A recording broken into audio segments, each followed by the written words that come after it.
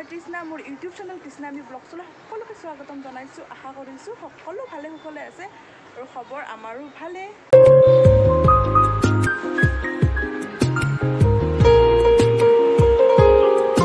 আহি দেখিলোঁ যে হাজবেণ্ডে পুঠি মাছ লৈ আহিছিলে।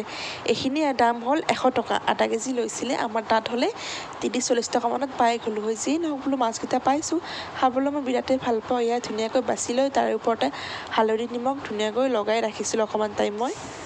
এতিয়া আহিছোঁ মাছখিনি ফ্ৰাই কৰিবলৈকে। আৰু মোৰ মাছ ভাজিবলৈ বিৰাটেই ভয় লাগে, তেল চিটিকি যে আহে একদম মোৰ হাতত পৰিলেই বাৰু 1-2 টোপমান। আৰু মোৰ এই ৰূপ দেখি আপোনালোকে নাহিব আৰু মোৰ টাৱেলখন লগত লাগেই মানে হাত মুচিবলৈকে। এয়া তেলত মাছকেইটা দি ধুনীয়াকৈ এতিয়া ফ্ৰাই কৰি ল'ম।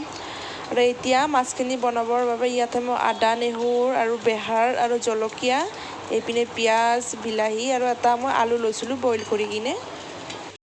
এতিয়া কেৰাহীৰ ওপৰত তেল দি তেলখিনি গৰম হ'বলৈ দিছিলোঁ ধুনীয়াকৈ। এতিয়া তাৰে ওপৰতে দি দিছোঁ মই অকণমান কালজিৰাখিনি দিয়ে মই এটা পিঁয়াজ কাটি তেলৰ ওপৰত দি দিছিলোঁ।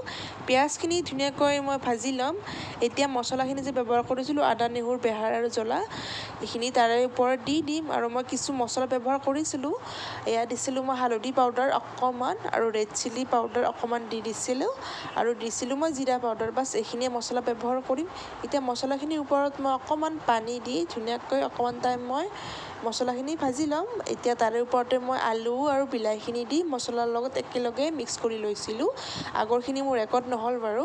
এতিয়া মছলাখিনি মিক্স কৰি লৈ অকণমান টাইম মই ৰাখি দিছিলোঁ ঢাকনি লগাই। এতিয়া আমাৰ ৰেডি হৈ গ'ল। মিক্সি জাৰটো যে মছলা পিচিছিলোঁ মই সেইটো জাৰিতে মই এনেকৈ পানী দি দিলোঁ। এতিয়া ধুনীয়াকৈ বইল আহি গৈছিলে, তাৰে ওপৰতে মাছকেইটা পেলাই দিছিলোঁ।